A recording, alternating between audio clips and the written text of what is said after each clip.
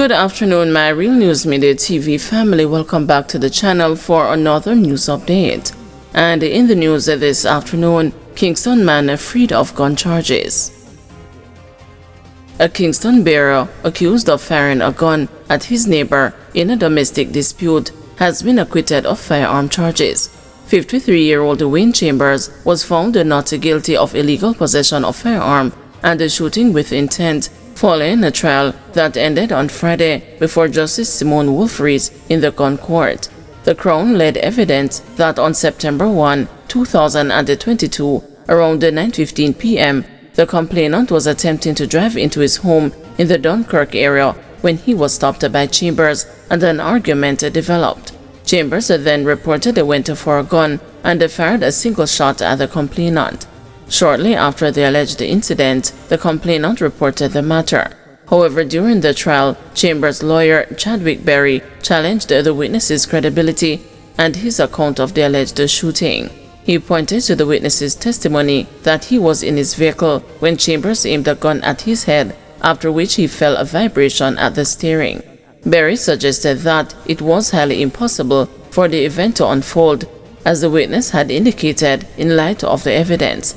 The lawyer argued that no spent shell was recovered or was any damage caused to the vehicle or the complainant. The only damage indicated by the complainant, Berry highlighted, was to the bottom of his steering wheel cover.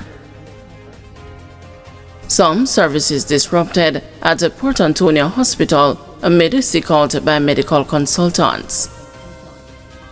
Some people who visited the Port Antonio Hospital in Portland on Monday were left disappointed as certain services were unavailable due to a sick out by government medical consultants.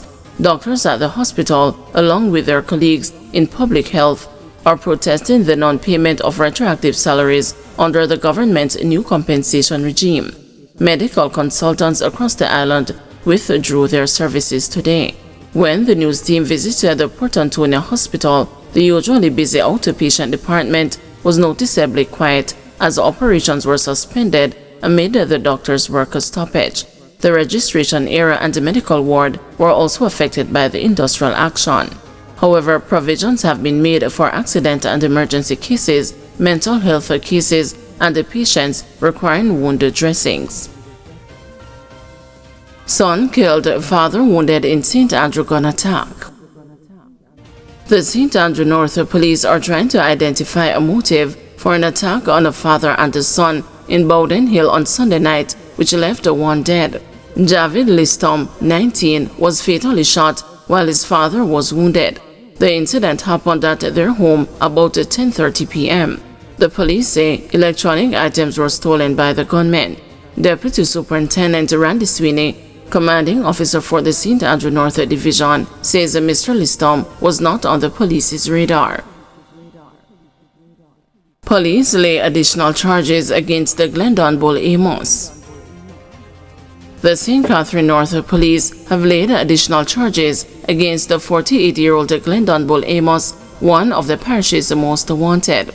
Amos has been charged with possession of a prohibited weapon, unauthorized possession of ammunition, and using a firearm to commit a felony in connection with a shooting in March last year. The incident took place around 10 p.m. on March 1. It's alleged that police officers were on patrol in the Mackenzie Drive Sunnyside housing scheme area of Linstead, St. Catherine, when they received the information about a murder in Commodore. The suspects had reportedly escaped in a blue car. The police intercepted a vehicle matching the description, but upon stopping, 4 men, including Amos, allegedly exited with guns and opened fire before fleeing. Amos remained on the run until his capture on January 29 in Monteith, St. Anne. He has since been charged with several crimes, including murder. Portmore protest.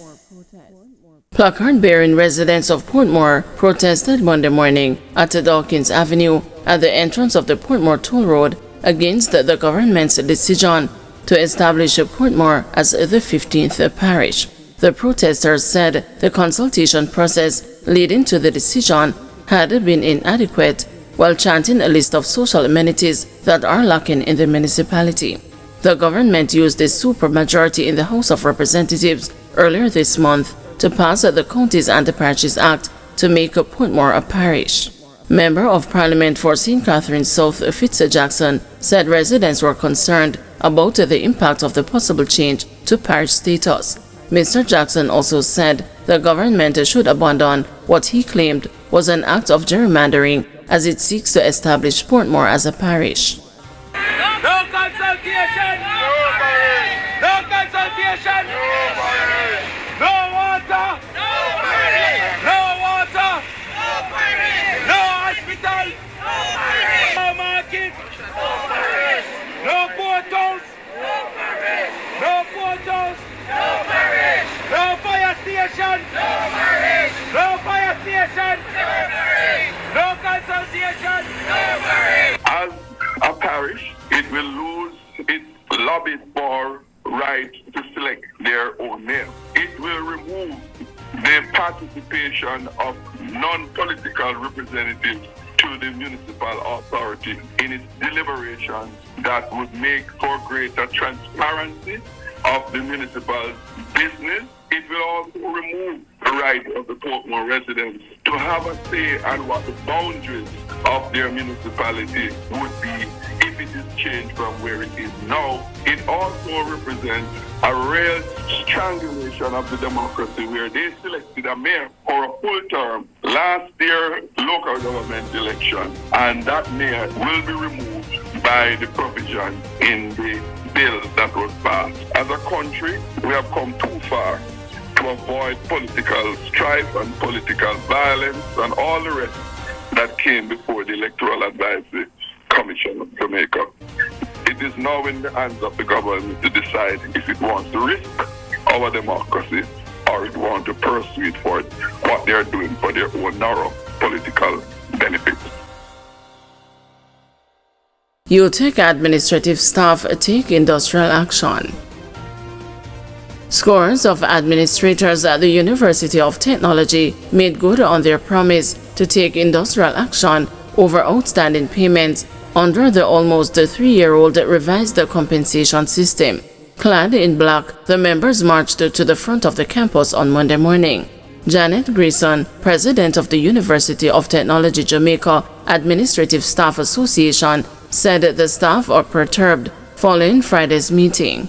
Ms. Grayson said during the meeting she was informed that the Ministry of Finance agreed to pay the new salaries next month, but no indication was given as to when retroactive payments would be made.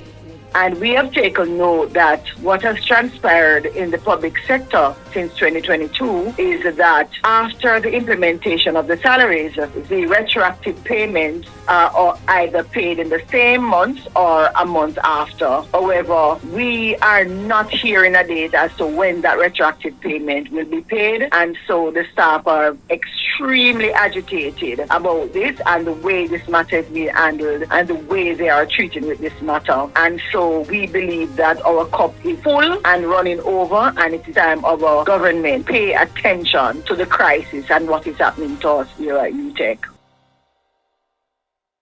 Guys, thank you for watching. See you this evening at 6 p.m. for another news update.